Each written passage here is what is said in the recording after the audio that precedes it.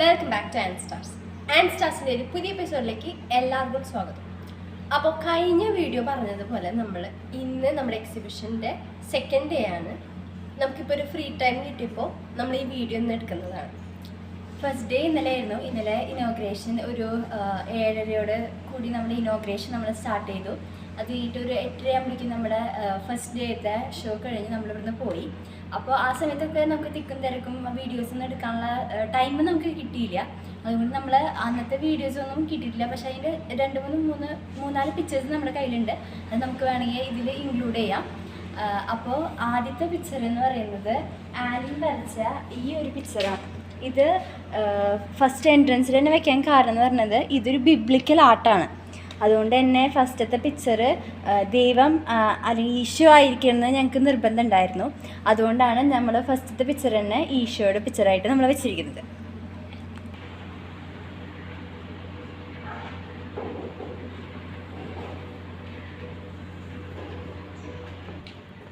അപ്പോൾ ഇതാണ് നമ്മുടെ എക്സിബിഷൻ്റെ ഫസ്റ്റത്തെ പിക്ചർ എന്ന് പറയുന്നത്. ഇതിൻ്റെ താഴത്തെ നമ്മൾ വചനം കൊടുത്തിരിക്കുന്നത് ആദിയിൽ ദൈവം ആകാശവും ഭൂമിയും സൃഷ്ടിച്ചു, ഉൽപ്പത്തി 1:1. അതായത് ആദ്യം ദൈവം ആകാശം ഭൂമിയാണ് സൃഷ്ടിച്ചതെന്നൊരു പ്രതിനിധി കൊണ്ടുവരാൻ വേണ്ടിയിട്ടാണ് നമ്മൾ ആദ്യത്തെ പിക്ചറിന് ഒരു നേച്ചറിൻ്റെ പിക്ചർ നമ്മൾ വെച്ചിരിക്കുന്നത്. പിന്നീട് ദൈവം സസ്യജാലങ്ങളെ സൃഷ്ടിച്ചു എന്നുള്ളൊരു പ്രതിനിധി കൊണ്ടുവരാണ് നമ്മൾ സെക്കൻഡ് പിക്ചർ ഫുള്ളിങ്ങനെ ചെടികളും കാടുകളൊക്കെ ആയിട്ട് നമ്മൾ സെറ്റ് ചെയ്തിരിക്കുന്നത്.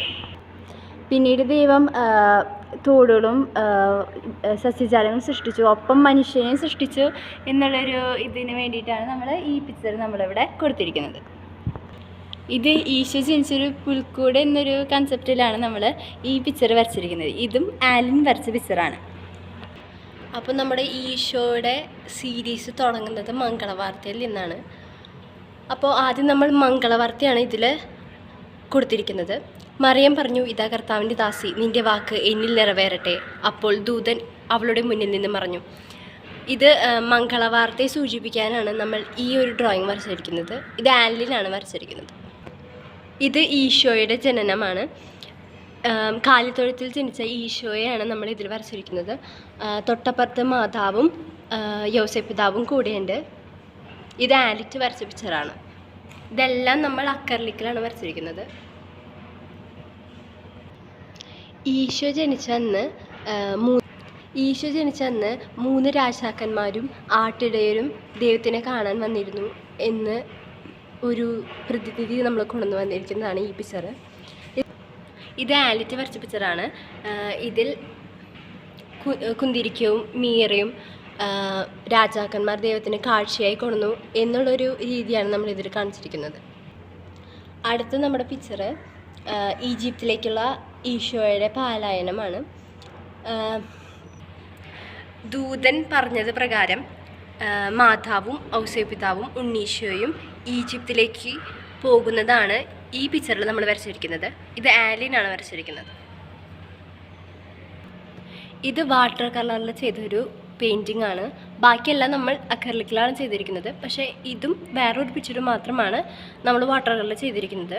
ഇത് കരോള് വീടുകളിലേക്ക് വരുന്നു എന്ന് കാണിക്കാൻ വേണ്ടിയിട്ടാണ് ക്രിസ്മസിന് ശേഷം നമ്മളിത് വരച്ചിരിക്കുന്നത്. ഇത് ആലിറ്റ് വരച്ച പിക്ചറാണ്. 2023 വരച്ച ഒരു പിക്ചറാണിത്. ഈശോ പണ്ഡിതന്മാരെ പഠിപ്പിക്കുന്ന ഒരു ഡ്രോയിങ്ങാണിത്. 3 ദിവസത്തിനു ശേഷം അവർ അവനെ ദേവാലയത്തിൽ കണ്ടെത്തി.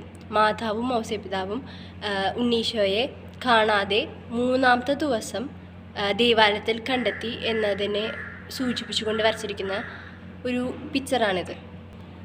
ഇത് ആലിൻ വരച്ചൊരു പിക്ചറാണ്. ഇത് ഈശോയുടെ ജ്ഞാനസ്നാനമാണ്. നീ എൻ്റെ പ്രിയപുത്രൻ, നിന്നിൽ ഞാൻ പ്രസാദിച്ചിരിക്കുന്നു എന്ന ഒരു സ്വരം സ്വർഗത്തിൽ നിന്ന് കിട്ടി എന്നൊരു ഇതാണ് നമ്മളിതിൽ വരച്ചിരിക്കുന്നത്. ഇത് പരിശുദ്ധാത്മാവ് ഈശോയുടെ മേൽ ജ്ഞാനസ്നാന സമയത്ത് എഴുന്നള്ളി എന്നൊരു ഇത് ബൈബിളിൽ പറയുന്നുണ്ട്. അതുകൊണ്ടാണ് നമ്മൾ ഈ പിക്ചർ വെച്ചിരിക്കുന്നത്. ഇത് ആലിൻ വരച്ചൊരു പിക്ചറാണ്. ഇത് ഈശോയെ പിശാച് പരീക്ഷിക്കുന്നു എന്നൊരു കൺസെപ്റ്റിലാണ് നമ്മൾ ഇതൊരു വരച്ചിരിക്കുന്നത്. ഇത് ഈശോയെ ഒരു നഗരത്തിൻ്റെ മുകളിലേക്ക് കൊണ്ടുപോയി ആ നഗരം മുഴുവൻ ഈശോയുടെ കീഴിലാക്കി തരാം എന്ന ഒരു ഓഫറാണ് ഈശോയ്ക്ക് പിശാച് കൊടുത്തിരിക്കുന്നത്. അപ്പോൾ ആ രാജ്യത്തിൻ്റെ രാജാവാക്കാം എന്നുള്ളൊരു കൺസെപ്റ്റിലാണ് നമ്മൾ ഇവിടെ ഒരു ക്രൗൺ നമ്മൾ വെച്ചിരിക്കുന്നത്. ഇത് ആലിൻ വരച്ചൊരു പിക്ചറാണ്.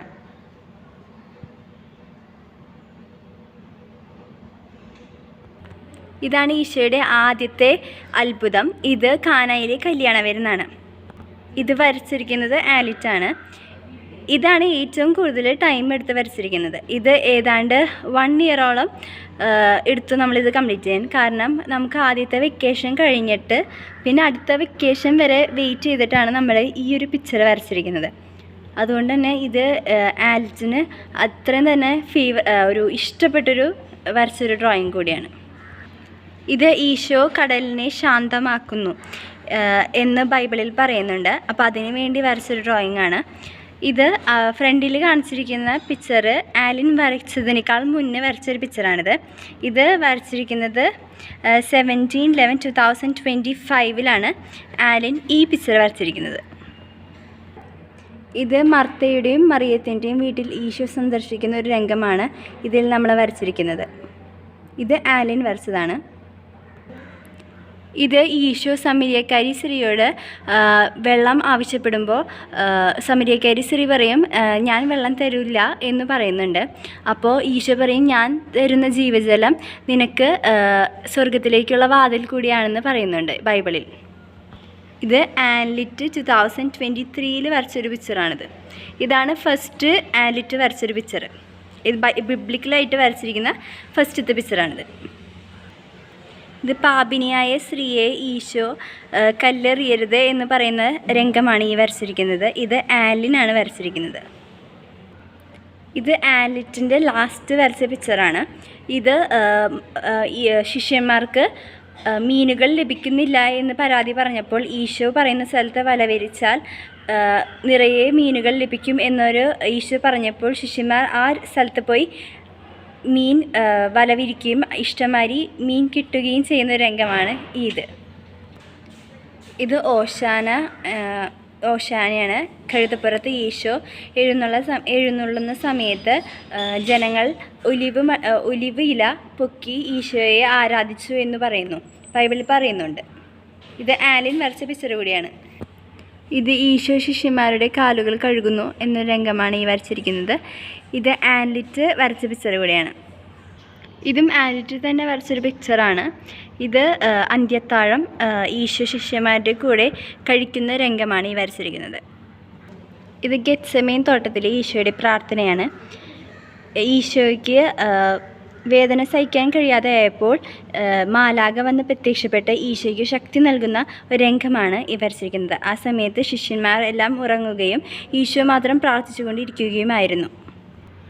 ഈശോയെ പിലാത്തോസിൻ്റെ മുന്നിൽ വെച്ച് വിചാരണ നടത്തുന്ന രംഗമാണ് ഈ വരച്ചിരിക്കുന്നത്. ഇതും ആലിറ്റ് തന്നെയാണ് വരച്ചിരിക്കുന്നത്. ജനങ്ങളെല്ലാം ആരോപിച്ചത് ഇങ്ങനെയാണ്: ഇവൻ ഗലീല മുതൽ ഇവിടം വരെയും യൂദായിലെങ്ങും പഠിപ്പിച്ചുകൊണ്ട് ജനത്തെ ഇളക്കിവിടുന്നു എന്ന പരാതിയാണ് പിലാത്തോസിൻ്റെ മുന്നിൽ വെച്ച് ജനങ്ങൾ യേശുവിന് മേൽ ആരോപിച്ച കുറ്റം. ഇത് ഈശോ 1-ാം പ്രാവശ്യം വീഴാൻ പോകുന്ന രംഗമാണ് ഈ വരച്ചിരിക്കുന്നത്. മാതാവും ഈശോയും മരിക്കുന്നതിനേക്കാൾ തൊട്ടു മുമ്പ് കാണുന്ന അവസാനത്തെ കാഴ്ച കൂടിയാണിത്. ഇത് ഈശോയുടെ കുരിശുമരണം. ഇതിലെ എനിക്ക് ഏറ്റവും ഇഷ്ടപ്പെട്ട ഒരു പിക്ചർ കൂടിയാണിത്. ഇതിൻ്റെ കളർ കോമ്പിനേഷനാണ് എനിക്ക് ഏറ്റവും കൂടുതൽ ഇതിൽ ഇഷ്ടപ്പെട്ടിരിക്കുന്നത്. ഇത് ആൻലിൻ വരച്ചൊരു പിക്ചറാണ്. ഇത് ആലിറ്റ് വരച്ചൊരു പിക്ചറാണ്. ഇത് ഈശോയെ മാതാവിൻ്റെ മടിയിൽ അവസാനമായി കിടത്തി എന്നൊരു കാര്യം ബൈബിളിൽ പറയുന്നുണ്ട്. അപ്പോൾ അതാണ് ഈ വരച്ചിരിക്കുന്നത്. ഇതും ആലിറ്റ് തന്നെ വരച്ചൊരു പിക്ചറാണ്. ഇത് ഈശോയെ സംസ്കരിക്കുന്ന സമയത്ത് ശിഷ്യന്മാർ ഈശോയെ സുഗന്ധദ്രവ്യങ്ങൾ കൊണ്ട് പൊതിഞ്ഞ് സംസ്കരിക്കുന്ന രംഗമാണ് ഈ വരച്ചിരിക്കുന്നത്. ഇതാണ് ഈ സീരീസിലെ അവസാനത്തെ പിക്ചർ. ഇത് ഈശോയുടെ ഉയർപ്പ് സമയത്ത് ഭടന്മാർ കണ്ണുകൾ പൊത്തി ഈശോയുടെ പ്രകാശം കൊണ്ട് കണ്ണുകൾ പൊത്തി വീഴുന്നൊരു രംഗമാണ് ഇവിടെ വരച്ചിരിക്കുന്നത്. ഇത് സാറ് ടോപ്പിക്ക് തന്നപ്പോൾ അവസാനം ആലിൻ വരച്ചത് ഒരു പിക്ചറാണ്. ഇത് വാട്ടർ കളറിലാണ് ഈ പിക്ചർ ചെയ്തിരിക്കുന്നത്. അപ്പോൾ ഇതാണ് നമ്മുടെ ഹാള്. ഇവിടെ വെച്ചിട്ടാണ് നമ്മുടെ പിക്ചേഴ്സ് എല്ലാം നമ്മൾ അറേഞ്ച് ചെയ്തിരിക്കുന്നത്. അതോടൊപ്പം തന്നെ നമ്മൾ ഈ റൈറ്റ് സൈഡിൽ ഇവിടെ ഒരു സജഷൻ എഴുതാനുള്ളൊരു ബുക്ക് കൂടി വെച്ചിട്ടുണ്ട്. ഇതിൽ കുറേ പേരൊക്കെ സജഷൻസ് എഴുതിയിട്ടുണ്ട്. അപ്പോൾ ഇതായിരുന്നു ഞങ്ങളുടെ ഡ്രീം കം ട്രൂ മൊമെൻറ്റ്. അപ്പോൾ ഞങ്ങൾക്ക് വേണ്ടി പ്രാർത്ഥിച്ച എല്ലാവർക്കും താങ്ക് യു സോ മച്ച്. അപ്പോൾ ഇന്നത്തെ വീഡിയോ നമ്മളിവിടെ വൈൻഡപ്പ് ചെയ്യാണ്. So thank you all for watching this. Like, share, subscribe and comment below.